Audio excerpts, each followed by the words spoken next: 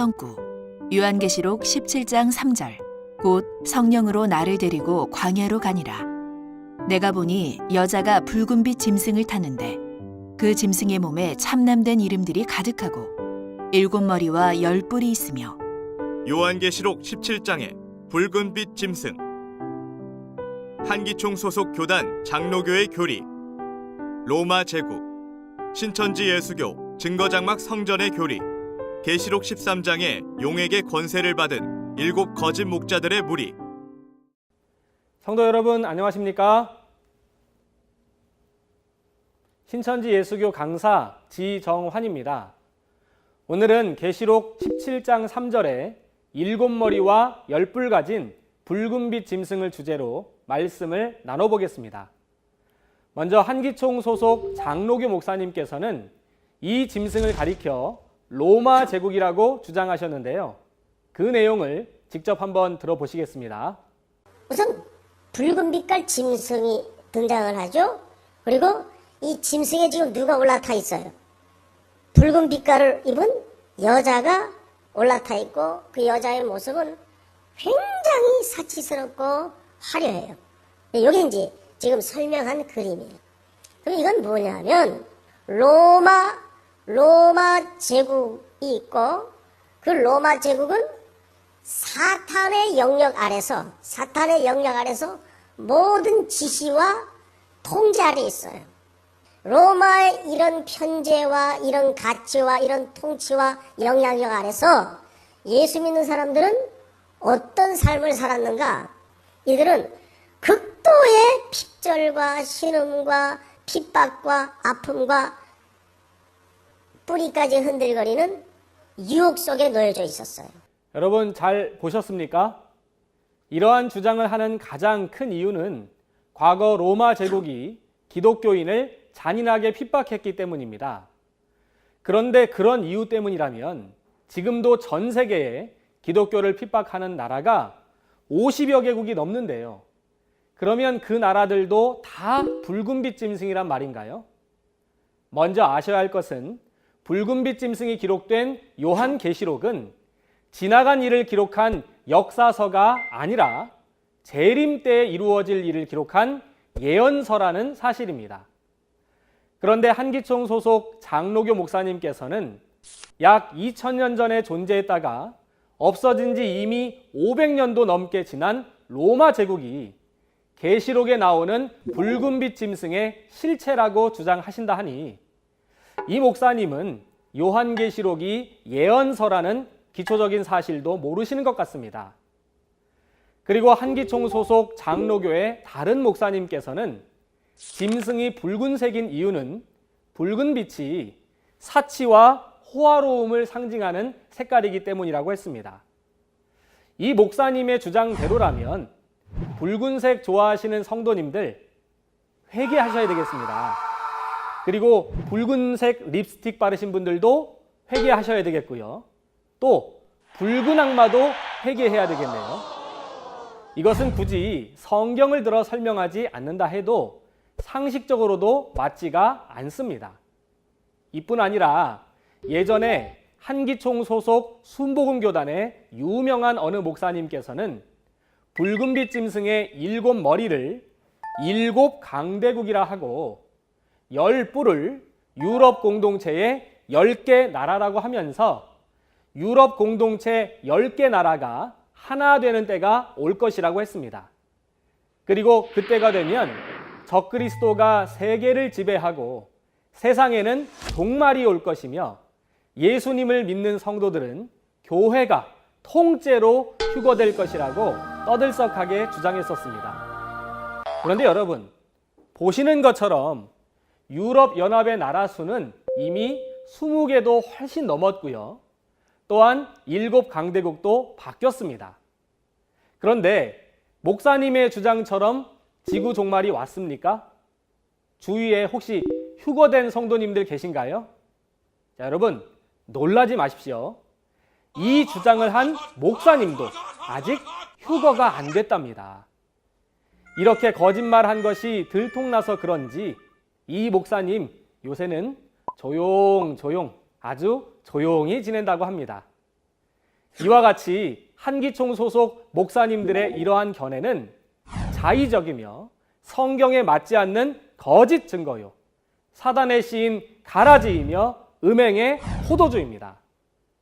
자, 그러면 계시록 17장의 붉은빛 짐승은 과연 무엇을 의미하는지 성경을 통한 새천지의 바른 증거를 알아보겠습니다. 요한계시록에는 배도의 비밀, 멸망의 비밀, 구원의 비밀, 이렇게 세 가지 비밀이 나오는데요.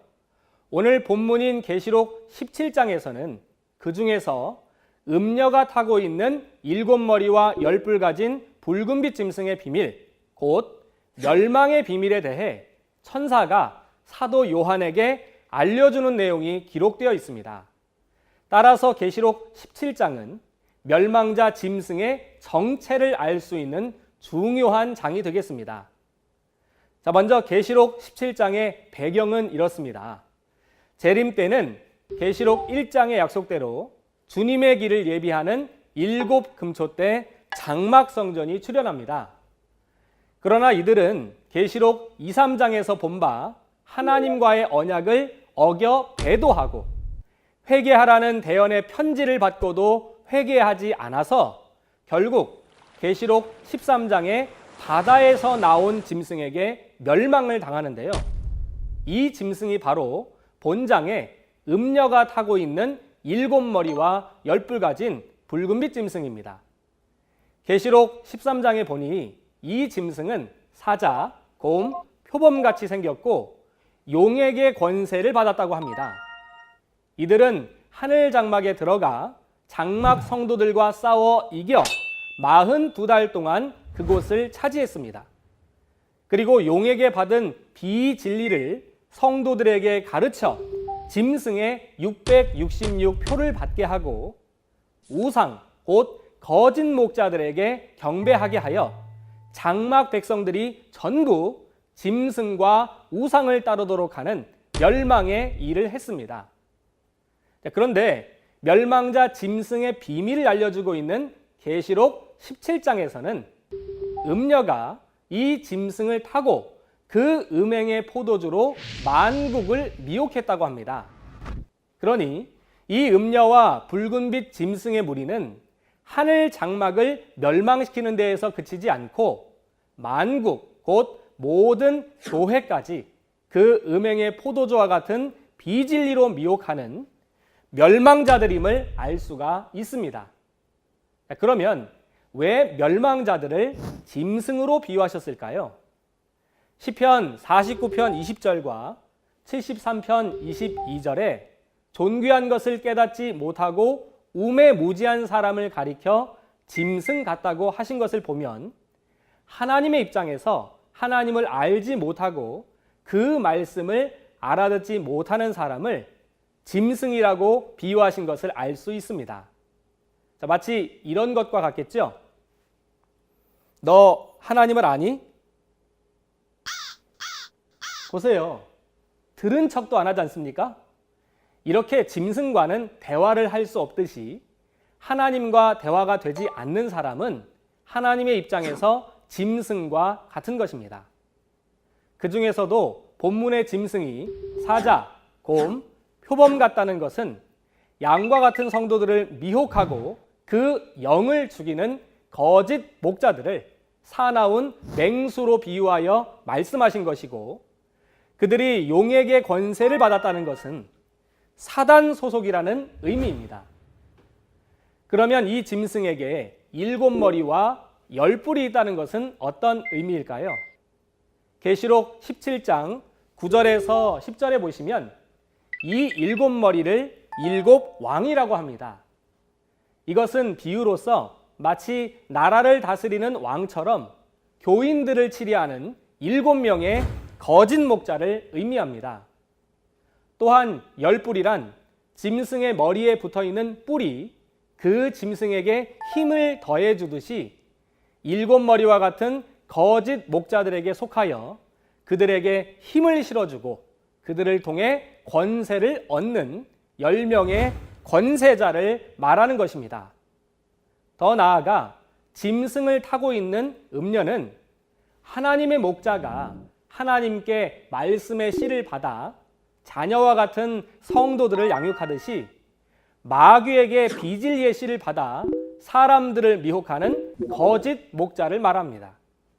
또한 음녀가 짐승을 타고 있다는 것은 그가 짐승과 같은 거짓 목자들을 주관하는 우두머리의 역할을 하고 있다는 의미입니다.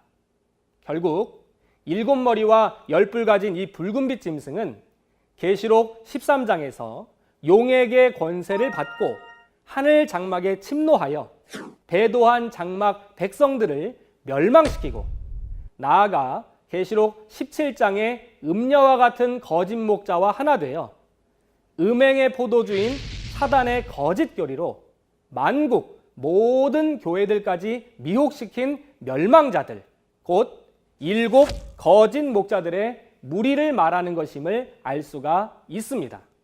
그러면 지금까지 내용을 종합해서 비교 정리해 보겠습니다. 한기총 소속 장로교 목사님은 붉은빛 짐승을 로마 제국이라 주장하셨는데 이는 성경적 근거가 전혀 없는 자의적인 거짓말이었습니다. 반면에 성경을 통한 새천지의 바른 증거를 살펴보니 붉은빛 짐승은 계시록 13장의 용에게 권세를 받은 7 거짓 목자들의 무리였습니다.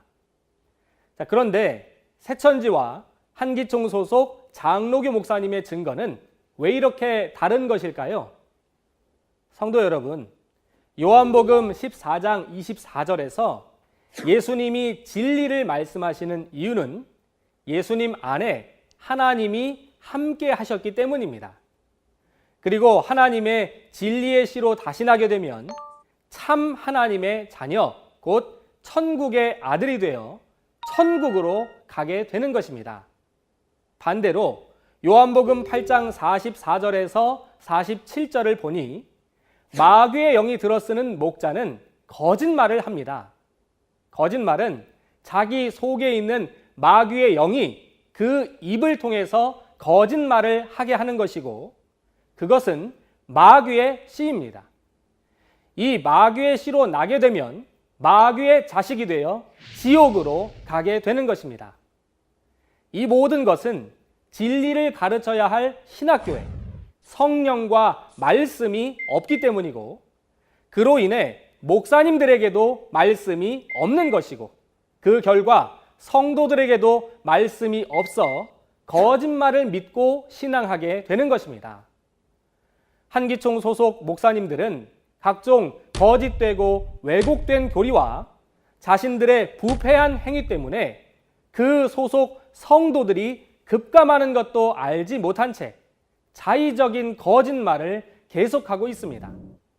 뿐만 아니라 그들 소속 종교 방송국에서도 거짓말 왜곡 방송으로 성도들이 진리를 멀리하게 만들고 성도들의 영혼을 죽이고 있습니다.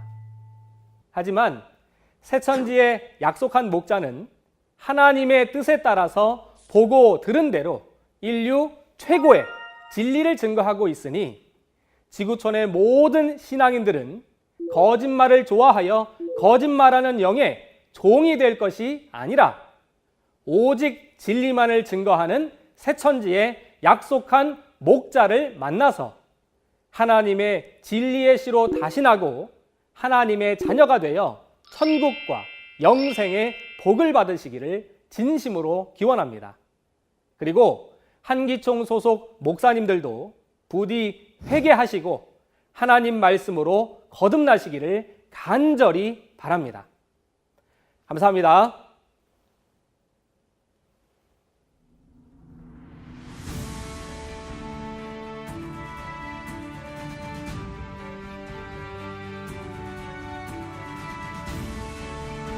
바른 증거를 한 것은 오직 성도들의 성경 지식과 올바른 신앙을 위한 것입니다. 주석 및 자의적 해설은 증거물이 없고 계시는 증거할 실상이 있습니다. 판단 기준은 성경 말씀에 입각해야 합니다.